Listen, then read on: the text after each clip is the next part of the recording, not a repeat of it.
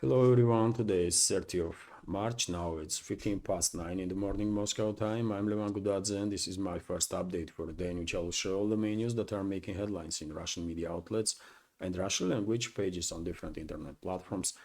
And there are quite a few very significant developments and news that I'd like to share with you for this moment. Although before I start, a little announcement, which is that first news updates, full shows are back on YouTube and Rumble. Second news updates will stay on Patreon and Boosty, as well as all the other extra content that I am creating tomorrow during the live stream community chat. I will elaborate on this topic, on these changes, but now let's go through some news. And first of all, short summary of the developments on a Ukrainian battlefield there, and well, Russian Defense Ministry confirmed information about liberation of Sherbaki settlement on western flank of Zaporozhye sector of the front. Earlier, Russian Defense Ministry confirmed the liberation of Malay Sherbaki settlement, also Stepove settlement, and Lobkova settlements.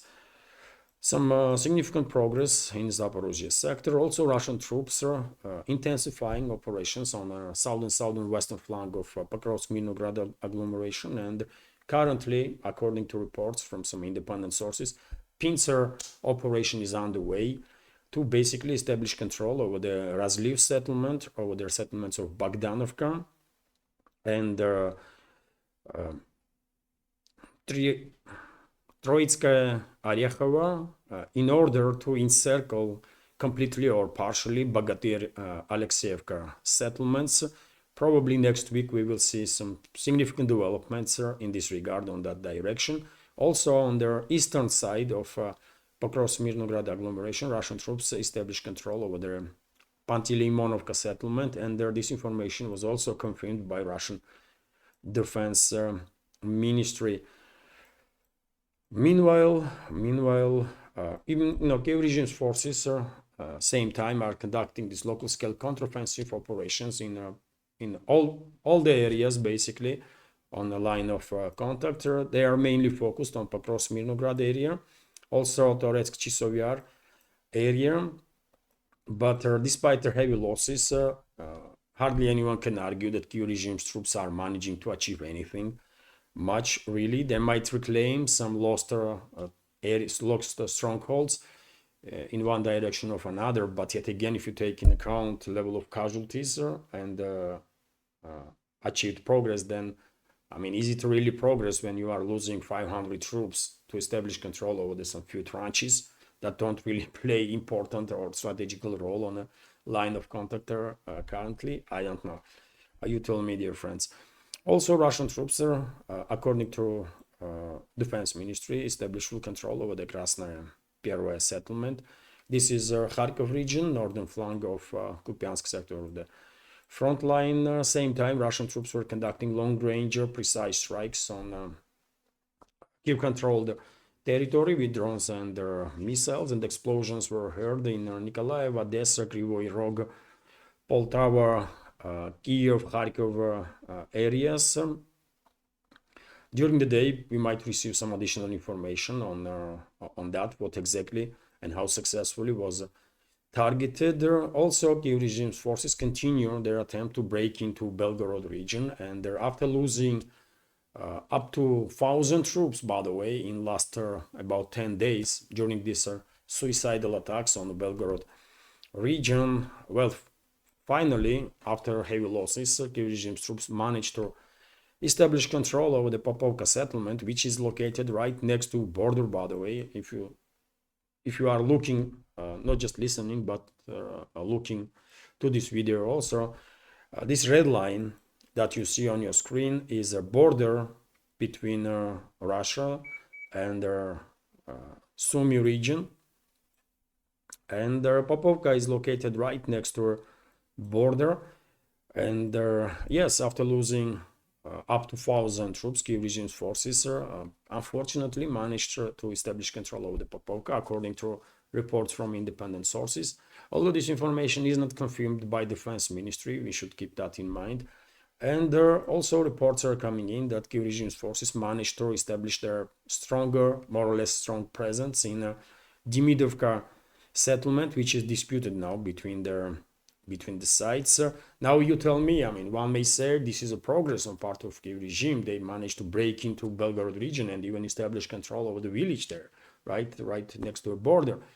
Yes, technically speaking, they managed to break in and establish control over the village, at least partial control. But while losing 1,000 troops and up to 100 different type of military equipment, in circumstances when lack of manpower and lack of equipment is a big deal for Kiev regime's forces, is it a success really?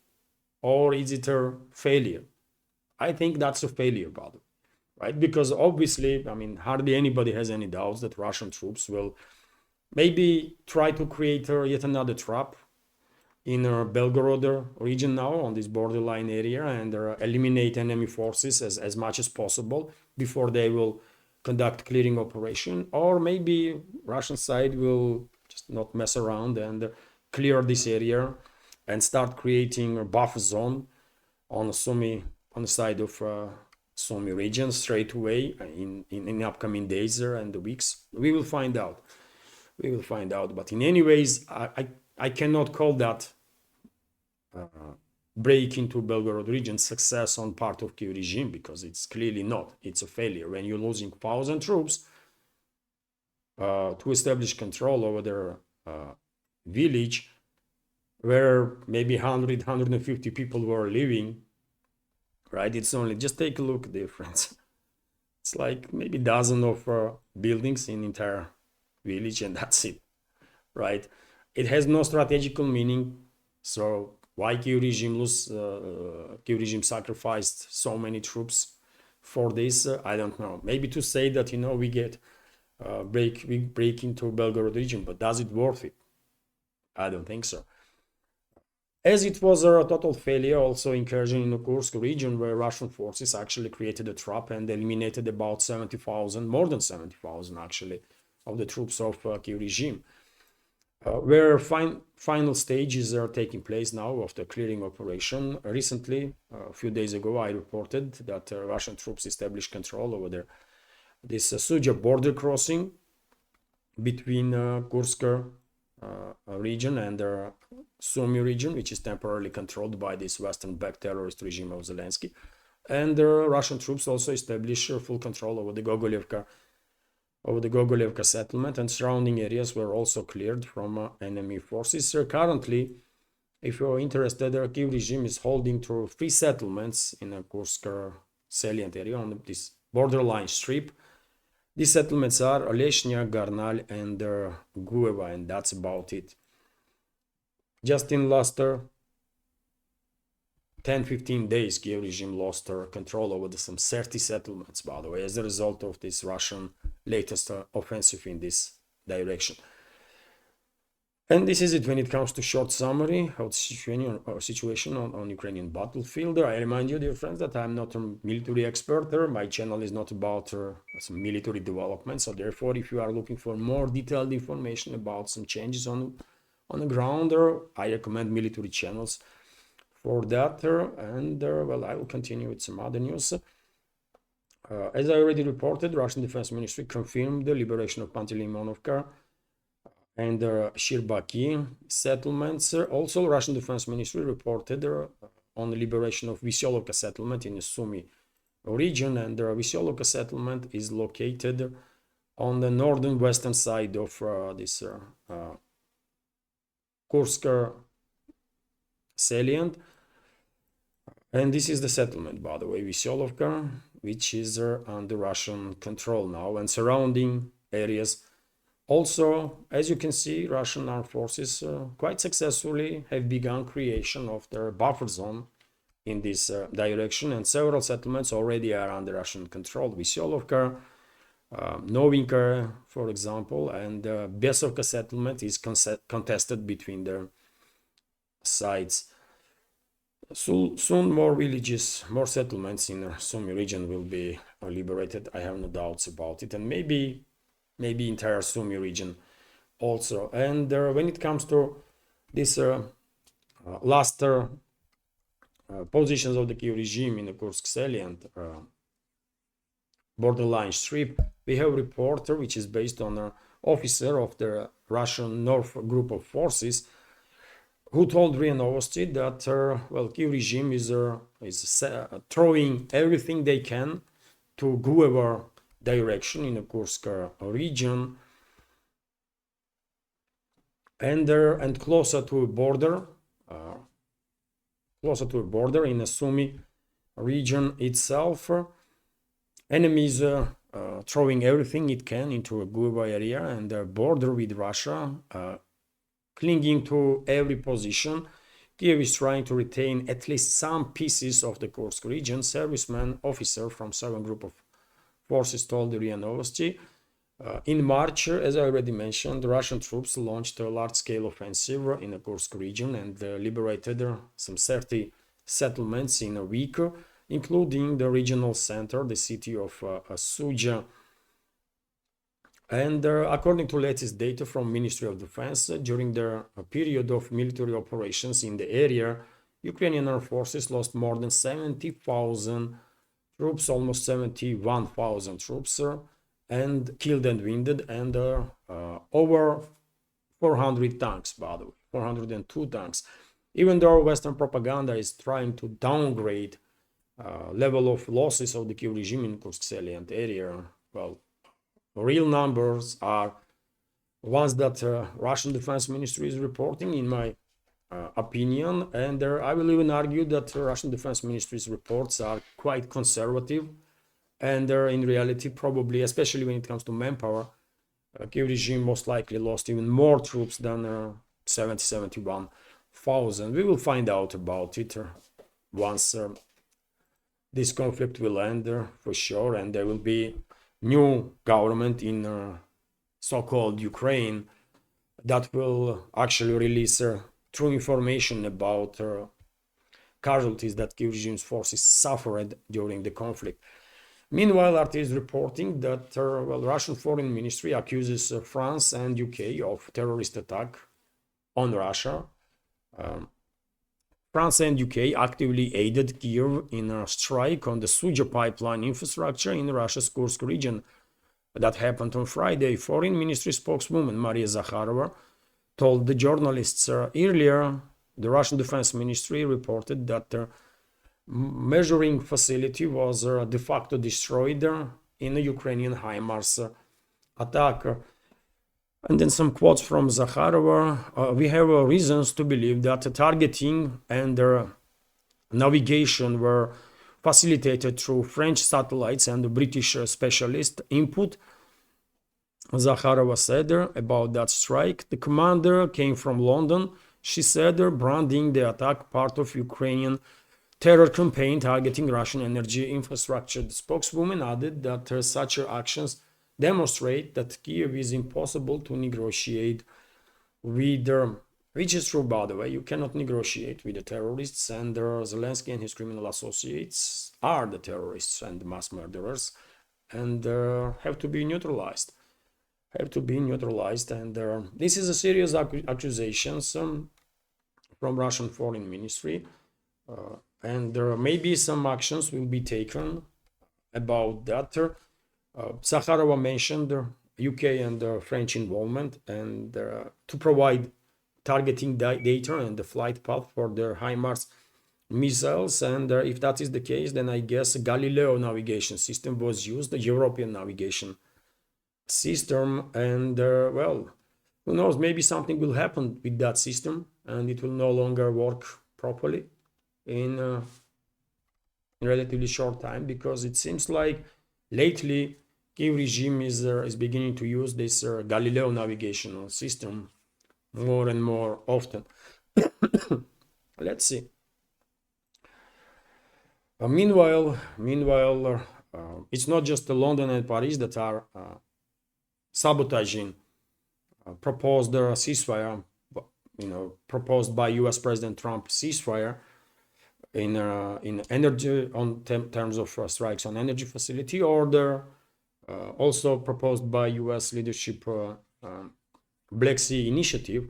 But EU is also on the same page, understandably so, because EU is controlled by the globalists. UK and France are controlled by globalists, and they want further escalation. not to de-escalation. And as a confirmation, we have statement from von der Leyen, head of EU bureaucracy, who directly, once again, basically slapped into face US President Trump by saying that EU will not lift its sanctions against Russia for as long as the Ukraine conflict continues. This was stated by European Commission President Ursula von der Leyen. In an interview with the French broadcaster LCI on Friday, von der Leyen made it clear that Brussels will not support the idea of maritime truce between Moscow and Kiev put forward by the administration of the US President Donald Trump. The sanctions are very significant, they are painful, they have an impact on the Russian economy, and they represent a powerful level, she said when asked about possibility of the EU lifting fulfilling Russian demands to lift some of their sanctions. According to the head of European Commission, the restrictions will remain in effect until just and lasting peace is established in Ukraine. So yes, that's it, man. EU quite effectively, EU and EU member states, and also UK quite effectively derailed their attempts of US President Donald Trump to de-escalate. And I don't know, US administration and these European governments are working together or not and playing games or not, but at least for now, it is clear that ball is on US's side now, and I guess it will be appropriate if Washington will react on these latest provocative actions of the number of European states and also leadership of EU. After all, a few days ago, while meeting in Paris, leaders of UK and France stated that in few days' time they're gonna send their military mission into Ukraine, which means that next week we should expect the arrival of French and British officers and the troops into this territory of this former Soviet Republic, which is clearly, at least de facto, I will argue, is declaration of the war on Russia. And this is just the vanguard, right? More troops probably will follow, and in that case, US basically is being sidelined. It seems like, isn't it? US will get sidelined, and that's the issue, because many people thought that US was in charge actually, and now it seems like London and Paris want to gain initiative and be leading countries when it comes to anti-Russian activity, hostility towards Russia, and decision-making process in the collective West in general. I don't think this is going to, this will go down well with Washington, with US administration, US political class, but at least for now, surprisingly, we did not hear nothing from Washington, isn't it, about these provocative actions of their European political so-called leaders. And I think it is necessary some reaction to be made, because it's insulting for US. Anyways, RIA Novosti is reporting that well, Ukraine will not be able to accept the terms of the deal with the US. This is a rare deal, so-called. So Ukraine will almost certainly not be able to accept the new terms of the agreement with the United States. Wall Street Journal reports the Trump's administration is counting on Ukraine to quickly sign a new agreement to would give Washington broad powers over its allies' economy. The problem is that Ukraine will almost certainly not be able to accept these terms, article states. It is noted that such a mismatch of expectations could lead to a new round of conflict between United States and Ukraine. Publication pointed out that if in early February the administration of US President Donald Trump wanted to gain access to Ukraine's rare earth minerals, now Washington wants to profit from Kiev's economic projects in the field of not just metals, but also oil, gas, and other natural resources, as well as infrastructure projects, including ports and their pipelines. That 55-page draft agreement, a copy of which was received by the Wall Street Journal, is aimed at fulfilling Trump's demands for billions in military aid, for billions in military and financial aid that was provided to Kiev regime. The draft agreement was sent to Kiev this week by U.S. Treasury Department. It contains a proposal to create a limited liability partnership, the U.S.-Ukraine Reconstruction Investment Fund. The fund, according to agreement, would have preferential rights to all natural resources and infrastructure projects in Ukraine for which their country seeks investors. According to Ukrainian economist Timofey Milovanov, the agreement is unusual for a deal between states and is more reminiscent of a commercial agreement. He said that the Verkhovnaya Rada would never approve such agreements. So, dear friends, seems like with the actions, with provocative actions of the EU, also leadership of EU member states and the UK, when they openly disagreeing with the Washington's initiatives, actually insulting US leadership in many ways.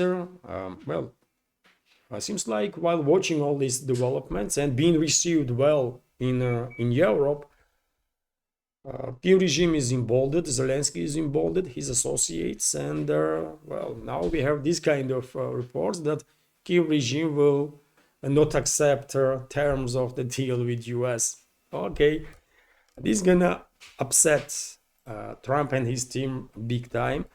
But yet again, question is, does US really has leverage over Kiev regime or over EU and EU member states or the UK?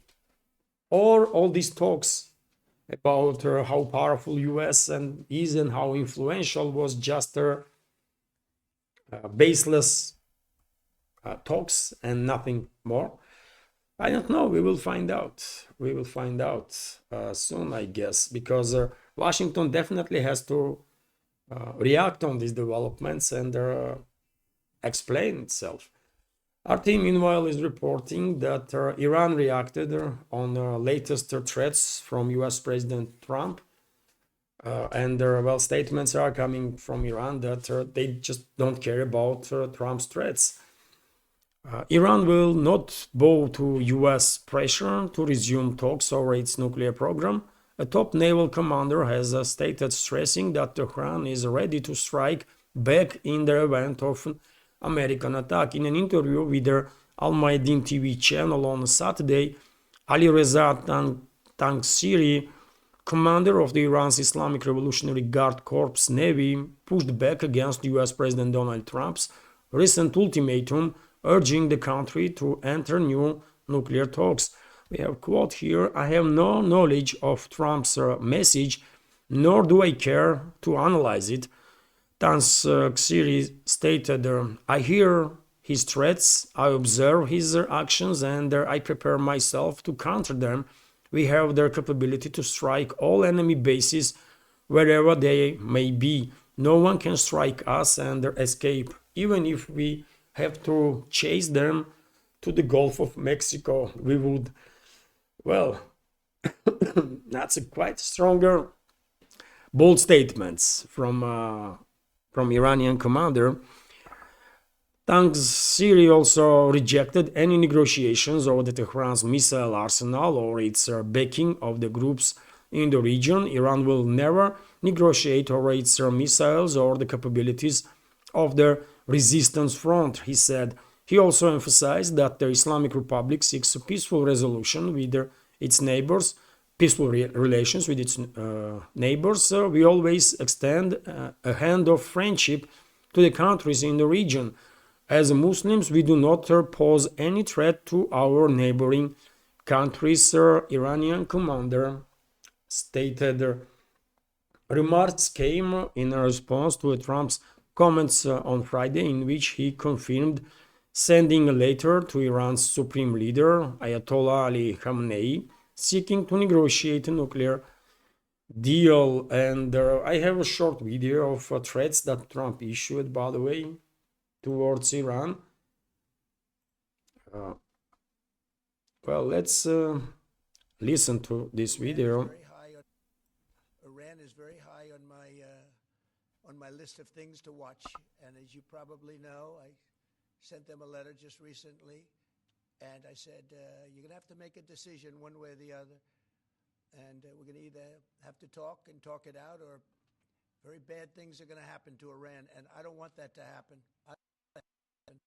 Big preference, and I don't say this through strength or weakness, my big preference is we work it out with Iran, but if we don't work it out, bad things are going to happen to Iran.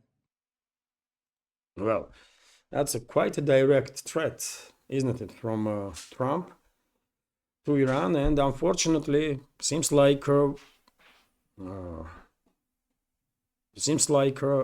risks of direct conflict between U.S. and Iran is increasing as time goes by. After all, just recently, U.S. had deployed its B-2 bombers into Gagauzia base in Indian Ocean, which is located not far away, by the way, not that far away from Iran.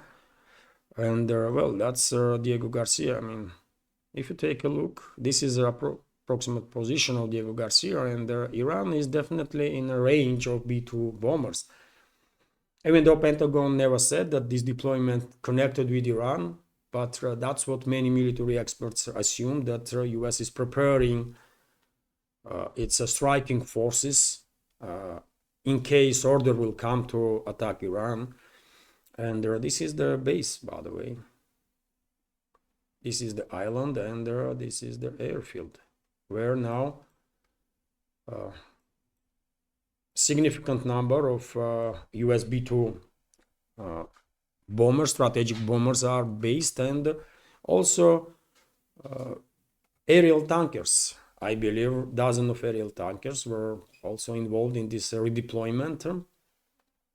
So unfortunately, risks that we might see why the war in the Middle East is increasing. And when it comes to military operations of the US in the region, well, US Air Force is targeting not just Yemen on daily basis, but we have this report now that US forces strike ISIS terrorists in Somalia.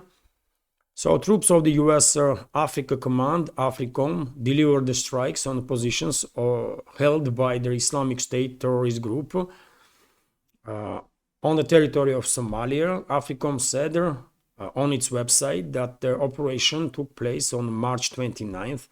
US military coordinated the strike with the Somalian government. The strikes targeted Islamic State positions southeast of Bosaso in Puntland. The report says that militants presented a threat to the US military. Other details of the operation were not disclosed. So one way or another, but US is definitely getting more and more engaged in military operations in the Middle East. This is just obvious. And unfortunately, biggest risk is that this increased presence of US military capabilities in a region finally may be used for strikes against Iran, and that is going to be, of course, huge setback for entire world, for sure. And well, when it comes to Trump's statements, by the way, he also went to say some words about Greenland. Let's listen to this also. We need Greenland, very importantly, for international security. We have to have Greenland. It's not a question of, do you think we can do without it? We can't. If you look at Greenland right now, if you look at the waterways, you have Chinese and Russian ships all over the place. And we're not going to be able to do that. We're not relying on Denmark or anybody else to take care of that situation.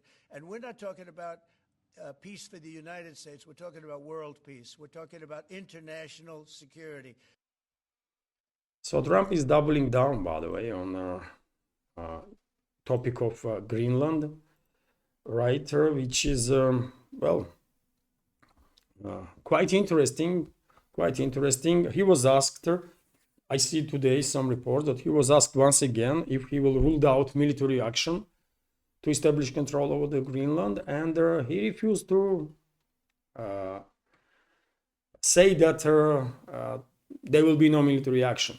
According to U.S. President Trump, all options are on the table, and seems like he is very serious, and one way or another. But well, Denmark will probably have no option but to give up on Greenland, at least to grant this island the independence first, and then U.S. may just overtalk it. And just in last couple of days, there was a vice president of U.S., isn't it, J.D. Vance, visiting Greenland. He also made some interesting statements there. So clearly, Washington is serious about